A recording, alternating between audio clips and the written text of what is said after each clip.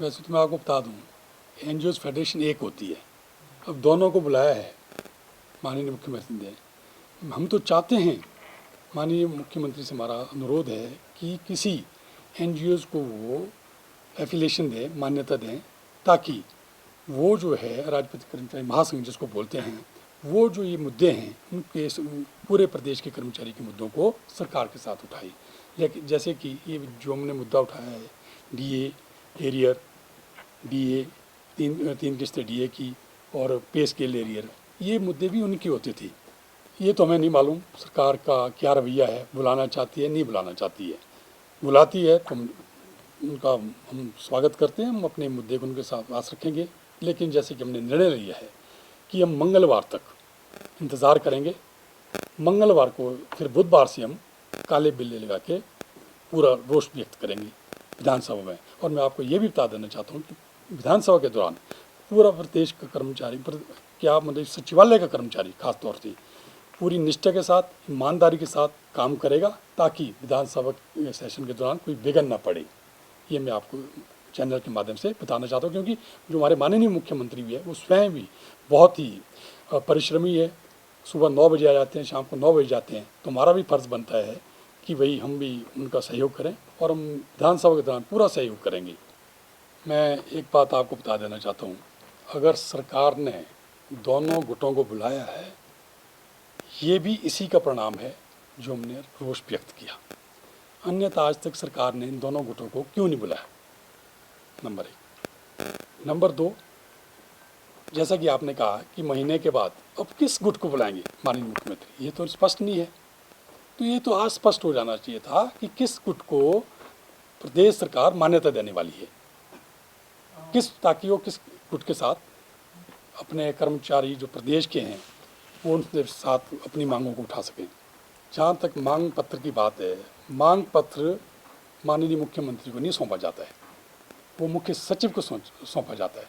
और आपके इस चैनल के माध्यम से मैं कह देना चाहता हूँ, काफ़ी प्रिंट मीडिया में भी आया था कि हमने माननीय मुख्य सचिव को मांग पत्र 29 सूत्रीय मांग पत्र सौंप रखा है।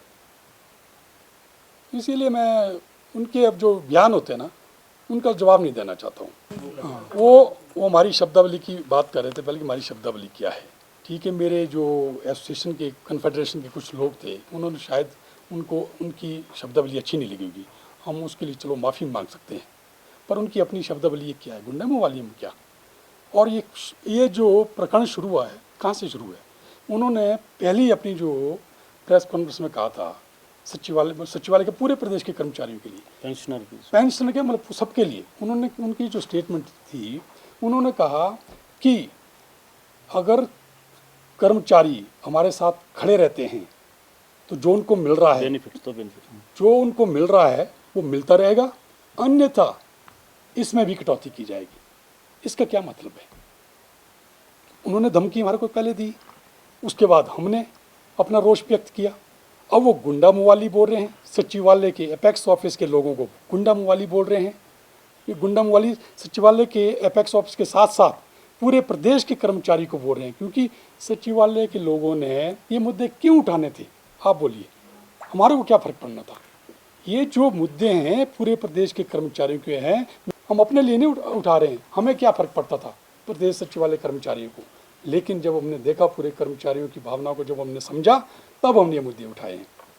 क्योंकि जो माननीय मुख्यमंत्री है, ये जो वसीयत हो रही है इन इस तरह के बयानों से, है ना, वो तो माननीय मुख्यमंत्री की हो रही है, जिनकी अच्छी छवि है, जिन्होंने मैं आपको बता देना चाहता हूँ, माननीय मुख्यमंत्री ने भी एक भी शब्द नहीं कहा हमारी इस पर। हम ये बात कही थी, माननीय मंत्री महोदय संवैधानिक पद पर बैठे हैं, भाषा हमारी नीच हो सकती है शायद, क्योंकि कर्मचारी एग्रेसिव है, काफ़ी समय से इंतज़ार कर रहा है, उसको उसके वित्तीय लाभ से वंचित रखा जा रहा है।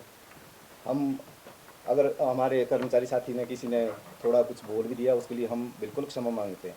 लेकिन मंत्री महोदय ने आज फिर वो दोहरा दिया। कल मैंने कहा था, मैंने बड़े संक्षेप में प्रेस वार्ता की थी कि मंत्री महोदय आपको शोभा नहीं देती, क्योंकि महामहिम राज्यपाल के सामने आपने शपथ पत्र पढ़ा है, उसमें कुछ शब्द हैं, कुछ लाइनें हैं, मैं नहीं जाना चाहता डिटेल में, क्योंकि मंत्री महोदय रोज़ रोज़ इसको बार बार इसको दोहरा रहे हैं, तो अच्छी बात नहीं है।